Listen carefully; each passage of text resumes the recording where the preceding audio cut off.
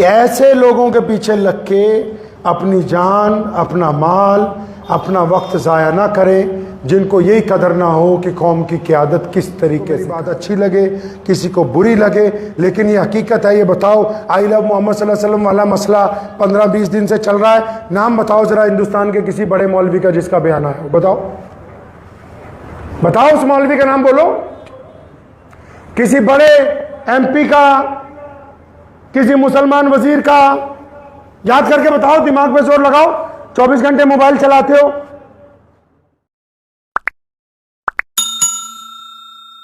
لیکن یہ حقیقت ہے۔ یہ بتاؤ آئی لو محمد صلی اللہ علیہ وسلم والا مسئلہ 15-20 دن سے چل رہا ہے، نام بتاؤ ذرا ہندوستان کے کسی بڑے مولوی کا جس کا بیان ہے، بتاؤ اس مولوی کا نام بولو، کسی بڑے ایم پی کا، کسی مسلمان وزیر کا، یاد کر کے بتاؤ، دماغ پہ زور لگاؤ، 24 گھنٹے موبائل چلاتے ہو۔ ہاں جی، ابھی اگر چندہ کرنا ہو تو ساری مسجدوں میں اعلان ہو جائے گا، پورے ملک کی۔ ابھی اگر ریلی کرنی ہو تو سارے مدرسوں کی ڈیوٹی لگ جائے گی، آ جاؤ بھائی۔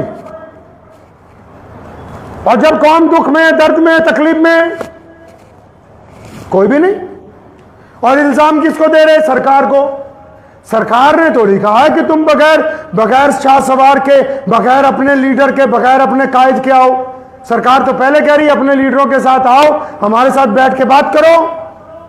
تو حکومت سے تو کوئی بات کر ہی نہیں رہا۔ اگر اتر پردیش میں بھی واقعہ ہوا ہے تو کیا اتر پردیش کے بڑے مولوی، بڑے ممبر پارلیمنٹان اور بڑے بڑے ایم ایل اے کیا وہاں کے مکھ منتری کے پاس گئے وقت لے کے ملنے کے لیے کہ جناب یہ تکلیف ہمیں پہنچی ہے، اس پہ کارروائی ہونی چاہیے؟ گیا ہے؟ بتاؤ ذرا، چیک کرو، صبح شام واٹس ایپ چلاتے ہو۔ اور بھائی جس سے کام کرانا ہے اس کو میمورنڈم پہ کرایا کہ نہیں؟ آپ آ رہے ہیں لدھیانہ مجھ سے ملنے، باہر ہی چکر لگا کے چلے جائیں گے تو اس میں اس کا کیا قصور ہے جس سے ملنا ہے؟ وہ میرے تک تو پہنچے نہیں، تو کوئی سلیقہ نہیں، کوئی قاعدہ نہیں ہے کیا؟ اور صرف عشق اسی طرح تھوڑی ادا ہوگا کہ ہم چند ریلیاں نکالیں عشق ادا ہو جائے گا۔ کسی غیر کی بیٹی کو دیکھ کے آنکھیں جھکا لیا کرو، آپ عاشق رسول صلی اللہ علیہ وسلم کہلائیں گے۔ سامان تولتے ہوئے اس کو زائد دے دیا کرو تھوڑا سا، آپ عاشق رسول صلی اللہ علیہ وسلم کہلائیں گے۔ طاقت میں ہونے کے باوجود اپنے سے کمزور کو معاف کر دیا کرو، آپ عاشق رسول صلی اللہ علیہ وسلم کہلائیں گے۔ غریب کی مدد کر سکتے ہو تو آگے بڑھ کر کرو، آپ عاشق رسول محمد رسول اللہ صلی اللہ علیہ وسلم کہلائیں گے۔ یہ جو نبی علیہ السلام کا عشق ہے یہ دھرنوں سے تھوڑی ہوا ہے، ریلیاں نکالنے سے تھوڑی ہوا ہے۔ یہ مسلمانوں نے اپنے کردار میں، اپنے خون میں اس کو شامل کیا ہوا ہے۔ تو اس ٹرینڈ کو بدلیں۔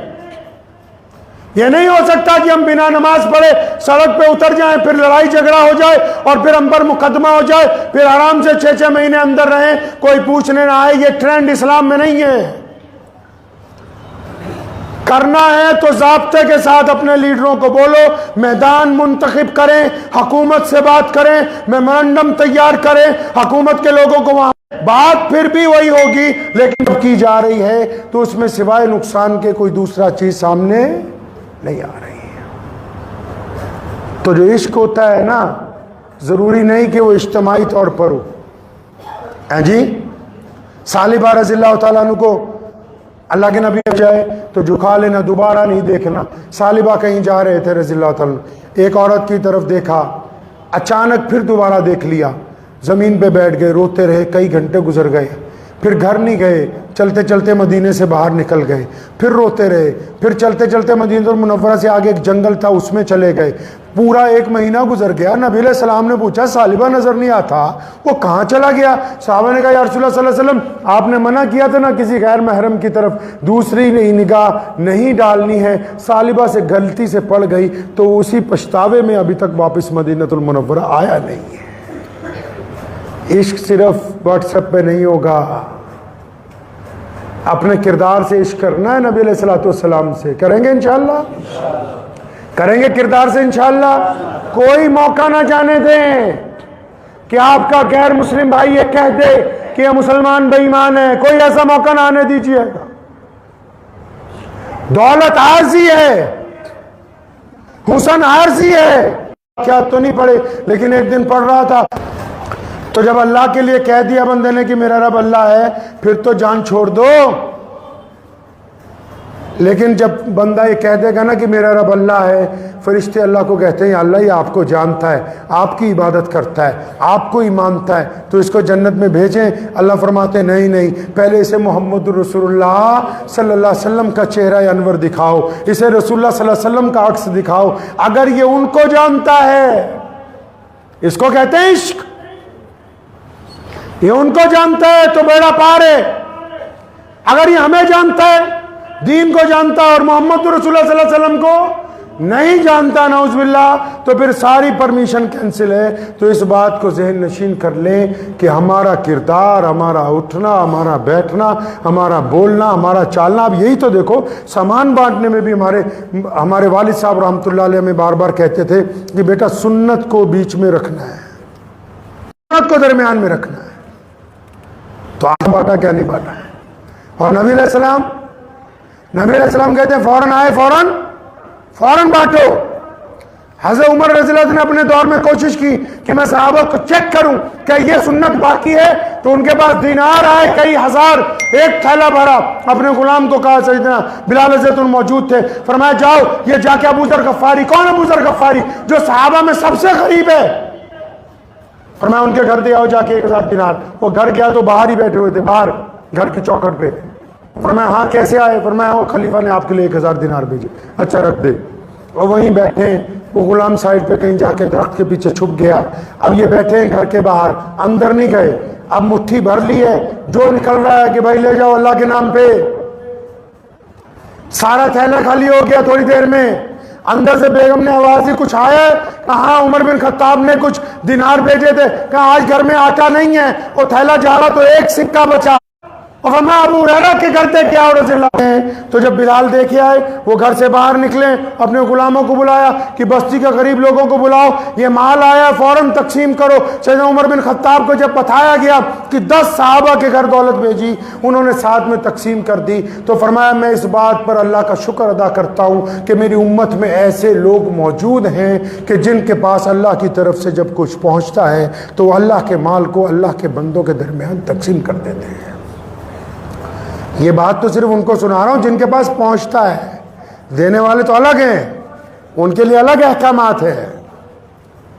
تو ان باتوں کو ذہن نشین کر لیجئے کہ سنت کے مطابق چلنا ہے، ٹھیک ہے انشاءاللہ۔ اگر احتجاج بھی کرنا ہے تو اس میں ڈسپلن ہونا، نبی علیہ السلام کو ڈسپلن شکنی برداشت نہیں۔ جنگ بدر میں ایک صحابی لائن سے تھوڑا سا آگے کھڑے تھے، ابو دجانہ رضی اللہ تعالیٰ عنہ، رسول اللہ نے اپنا تیر ان کی چھاتی پہ لگا، فرمایا پیچھے ہٹو، لائن میں رہو۔ تو اسلام تو ڈسپلن والا مذہب ہے۔ یہ کس نے کہا کہ آپ جلوس نکالیں گے تو غیروں کے علاقے میں جا کے بدتمیزی کر دیں گے یا شور شرابہ کریں گے اور پھر آپ کے ساتھ کوئی بحث کرے گا، پھر آپ کی پٹائی ہوگی یا ان کی ہوگی، پھر مقدمہ ہوگا؟ یہ تو اسلام نے ہمیں سبق نہیں دیا ہے۔ اسلام میں ایسا تو نہیں ہے۔ طاقتور آدمی گھبراتا نہیں ہے، بندہ مصیبت آنے پہ بھی گھبراتا نہیں ہے۔ مجھے ایک بہت بڑے افسر نے ایک بات کہی، مجھے اس کی بات جچ گئی، آج سے 20 سال پہلے کی بات ہے۔ والد صاحب رحمۃ اللہ علیہ حیات تھے، کسی بات پہ ہم ناراض ہو رہے تھے بہت زیادہ حکومت پہ، تو اس نے مجھے کہا یار گھبراؤ نا۔ تو میں سوچنے لگا اللہ نے اتنی عزت دی ہے، سب کچھ ہے، اس نے یہ لفظ کیوں استعمال کیا کہ گھبراؤ نا؟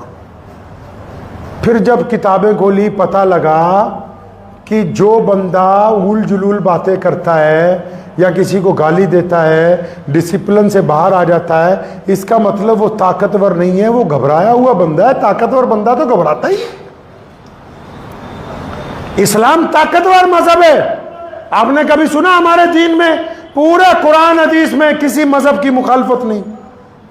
پورے قرآن حدیث میں ہمارا کوئی مولوی کبھی کسی دھرم کے خلاف تقریر نہیں کرتا۔ کیوں؟ کیونکہ طاقتور مذہب ہے، اس میں یہ رسم ہی نہیں کہ ہم کسی اور کی نندا کریں گے۔ ہم کو تو اپنی کوالٹی پر بڑا ناز ہے، ہم نے خود آگے بڑھنا ہے، اپنی کوالٹی کو اچھا بنانا ہے۔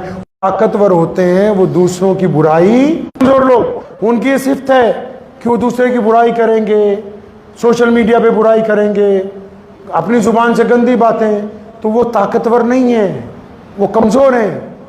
تو ہمیں تو اللہ کے نبی علیہ السلام نے کون سا دین دیا بھائی؟ طاقتور دین دیا، طاقتور نظام دیا، سب کچھ عزتیں اللہ کی طرف سے ہیں.